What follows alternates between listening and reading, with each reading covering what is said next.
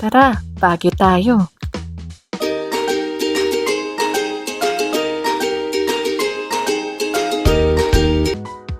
8:16 PM dumating kami sa Joybus EDSA Terminal. Then around 8:45, pinakyat na kami sa bus to settle down. As you can see, maganda ang upuan dito na mga lazy boy at makakapag-relax ka talaga. May mga LCD monitor dito for entertainment. Pwede ka manood ng movies, maglaro. Magdala ka lang ng sarili mong headset. Around 9:08 PM, nag-start na umalis yung bus sa terminal.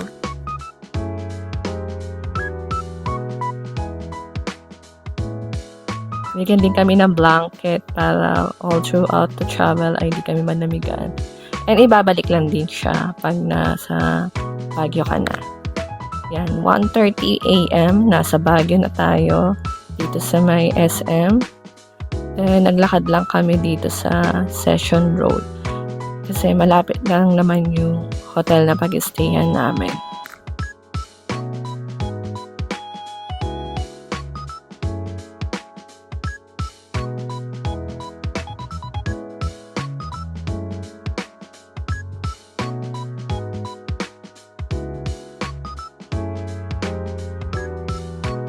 Isa ito sa magandang traits ng Baguio. As you can see, ang liwaliwanag itong Session Road at hindi ka matatakot maglakad. So ito, nandito na kami sa Hotel Venice kung saan iwan lang namin yung mga gamit namin. Then, naglakad kami papunta sa Dangwa Terminal. Meron doon restaurant sa tabi, so nagpainit muna kami ng mami. Yan, ito yung bus na first trip is 3:30 AM papuntang Northern Blossom Atok. So, 4:40 AM nandito na kami. So, mahaba pa yung oras na aantayin namin kasi around 5:30 pa lang mag-open yung table para sa registration and payment.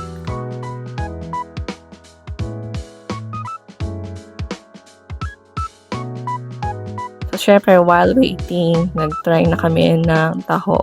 Ito yung ube. So, ito na nga, pumasok na kami sa flower farm. Makikita nyo, ang ganda talaga ng sunrise.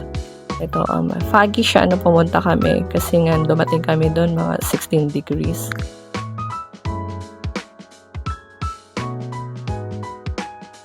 Then, after nyo matapos yung tour, so meron kayong libreng coffee and tinapay at the end of the tour. So, dito pwede kayong mag-relax with the scenery. Itong coffee nga pala is Andy. So, pwede kayong bumalik-balik if ever gusto nyo pa.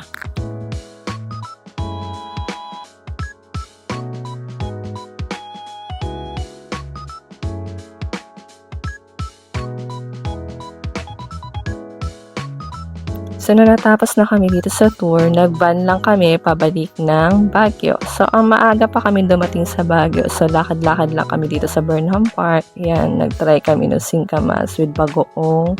Kasi magla-lunch din naman kami in a while.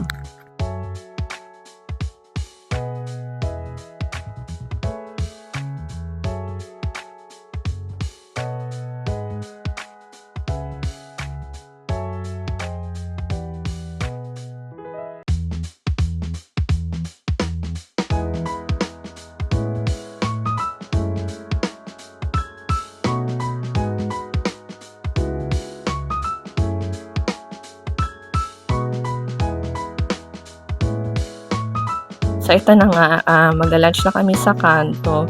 Mabilis lang naman yung waiting time dito. So, nakaupo kami agad. So, ito yung menu nila.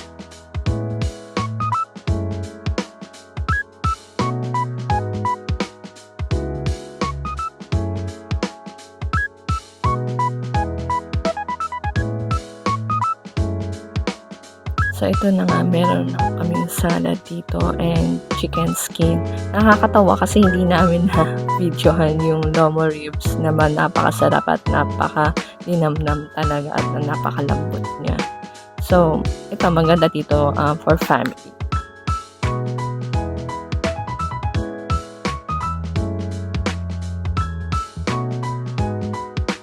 So, dahil napakahaba pa ng oras na antayin namin para sa 2 PM check-in. So, ito, bumili muna kami ng dessert dito ng cream puff sa Victoria's Bakery. Ang sarap ng cream puff dito. And also, bumili rin kami ng egg tart. So, ito na nga, nakapag-check-in na kami. Ito yung room namin. Napakaluwag at napakalinis talaga niya. Kaya bumabalik-balik kami dito sa Venice Hotel.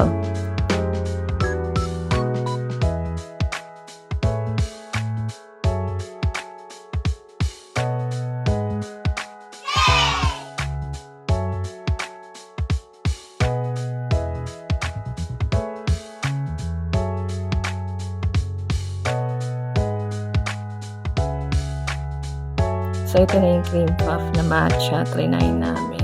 So, masarap naman siya talaga. Hindi ka magsasawa. Of course, the egg tart. Ito, ang sarap nito.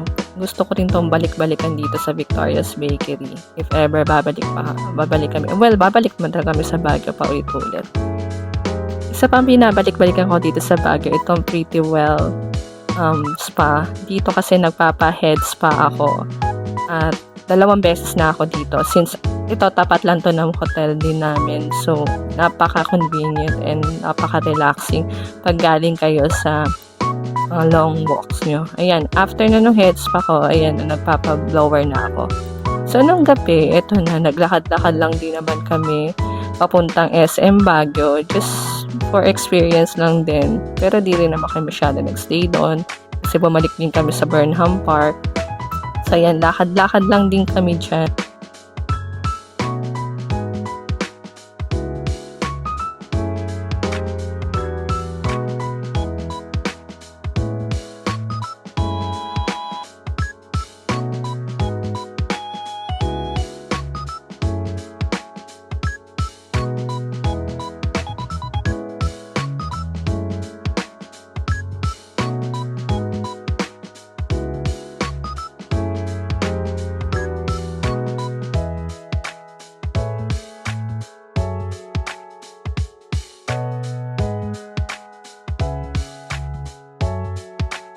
So, syempre, magpo-food trip na tayo. Ewan ko, iba dito yung mga barbecue. Kaya binabalik-balikan lang din namin. So, ito, madami din tao.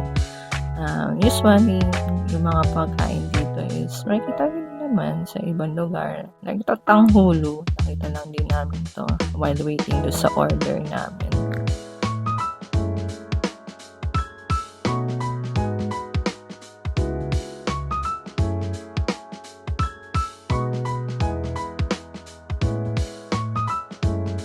So, bago matapos yung araw, dumaan lang din kami dito sa Home Coffee. Malapit lang din to sa Burnham Park, walking distance. Kaya maganda din yung location niya.